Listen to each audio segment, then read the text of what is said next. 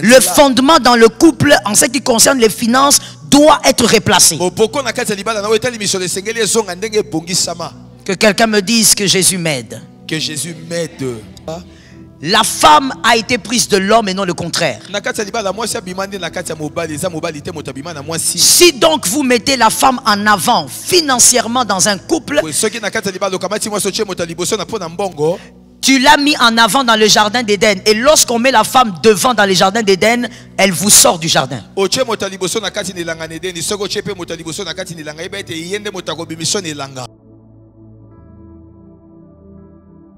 Est-ce que quelqu'un m'entend? Amen. Attention au mystère spirituel. Dans le mariage, je rentre à ce qu'on disait. La femme a été prise de l'homme et non le contraire. Si donc vous mettez la femme en avant financièrement dans un couple, tu l'as mis en avant dans le jardin d'Éden. Et lorsqu'on met la femme devant dans le jardin d'Éden, elle vous sort du jardin.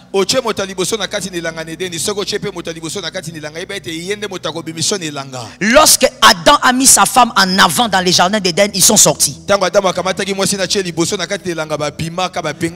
le mariage, la femme ne doit pas être le moteur financier, sinon elle va sortir de la volonté de Dieu. Elle n'a pas été créée avec cette nature.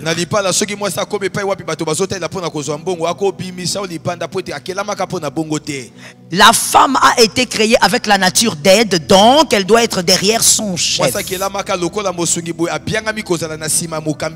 Elle doit être derrière son chef. Et je dis chef, c'est un homme qui t'a marié légalement. Je ne dis pas chef, un fiancé façon.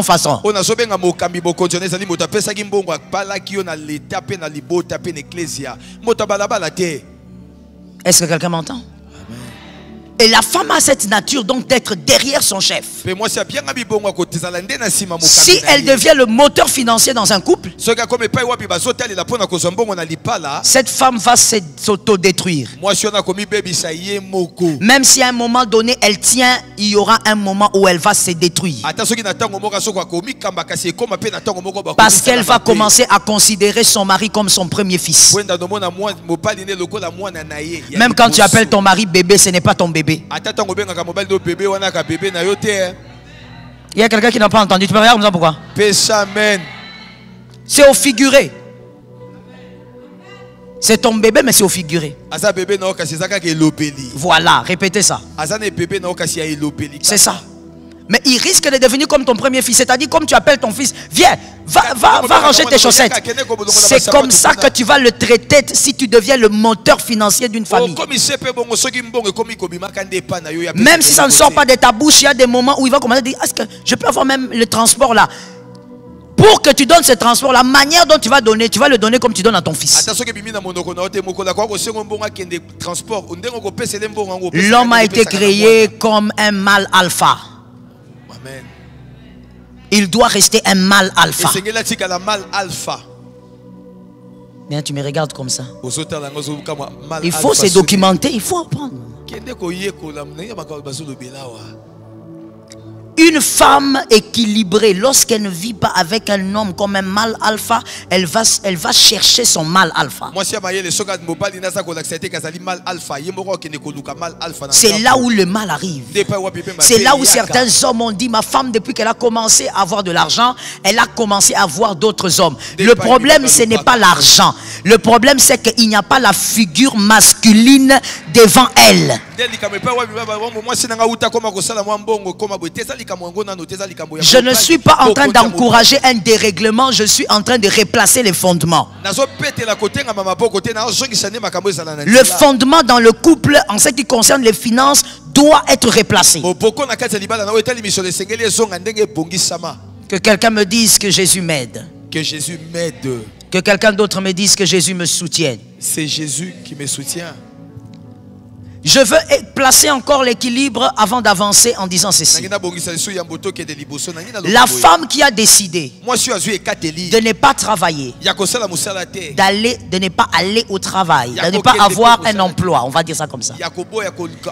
Celle qui a décidé de ne pas avoir un emploi, celle qui a décidé de ne pas entreprendre mais de se focaliser sur sa famille, d'être une femme au foyer comme on dit. Elle s'occupe de son foyer, elle s'occupe de sa famille. J'aimerais placer une précision. Si cette femme se sent épanouie comme ça, gloire à Dieu. Parce que le plus important aussi dans tout ça, il faut que toi-même en tant que femme, tu te sens épanouie. Si tu te sens épanoui comme ça et que c'est ton mari seul qui ramène l'argent et qui fait tout, toi tu es femme au foyer, tu te sens bien comme ça, madame, respect, alors l'essentiel c'est ton épanouissement, continue.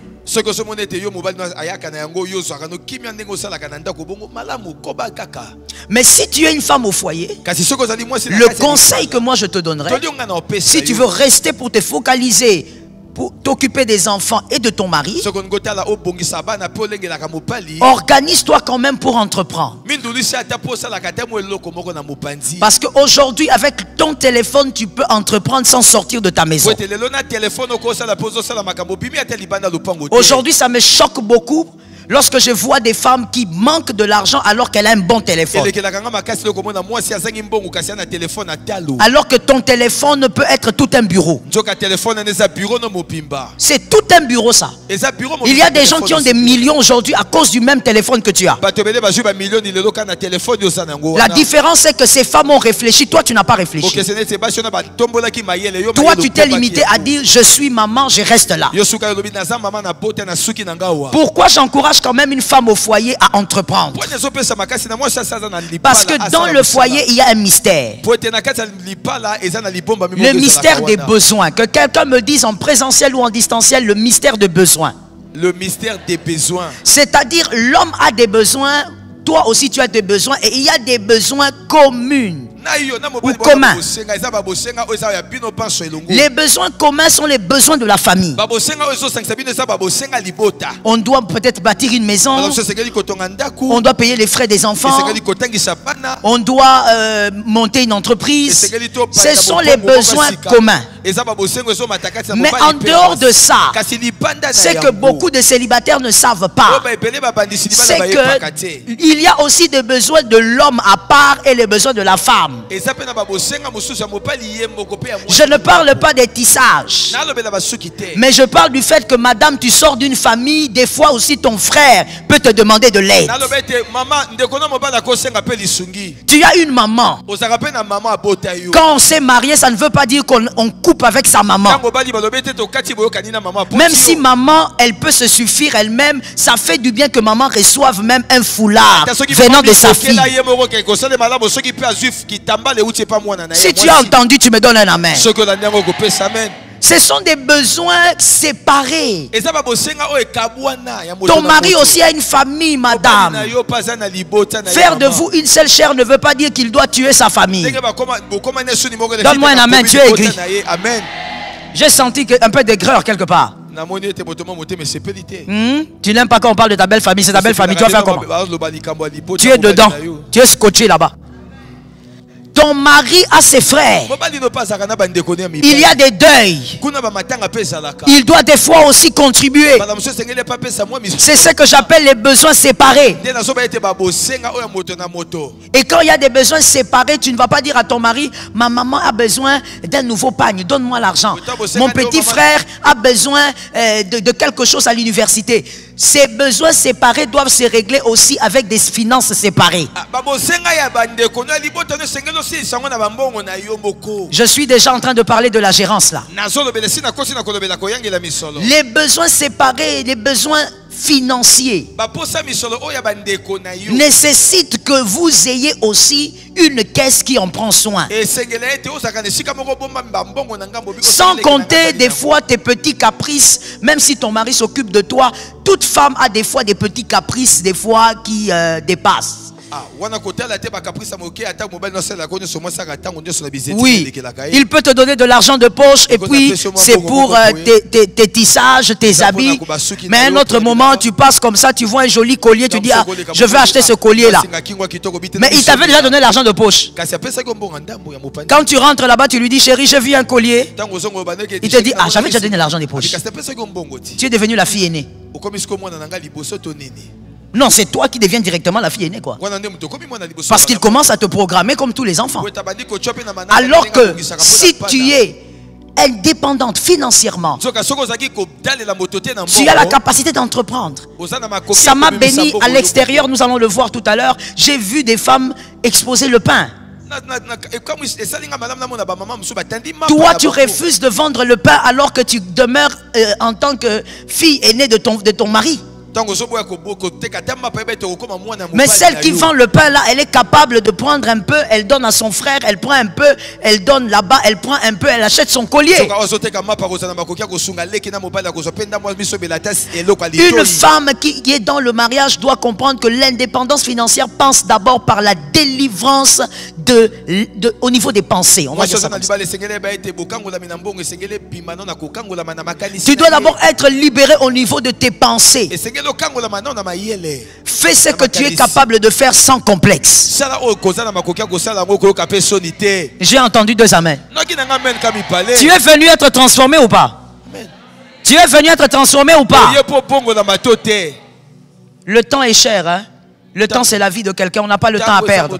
Quand on donne notre temps, quand on vient tout à cette conférence, on a donné le temps de notre destinée. Il faut prendre ça au sérieux. Lorsqu'on envisage de mettre la femme en avant financièrement dans un couple, cela peut être une décision mutuelle basée sur les compétences professionnelles, les ambitions, ou simplement une préférence personnelle. La Bible aborde le rôle des femmes et des hommes dans le mariage, mais il est important de noter que les interprétations varient. Par exemple, Proverbe 31 verset 10 à 31 décrit une femme vaillante et entrepreneur, suggérant que les femmes peuvent contribuer activement à la stabilité financière du foyer. Cependant, cela doit être une décision prise en harmonie avec les valeurs et les croyances du couple. Merci Pasteur Joël pour cet enseignement. Merci d'avoir suivi jusqu'à la fin. Que Dieu vous bénisse. C'était Communion chrétienne pour plus de communion.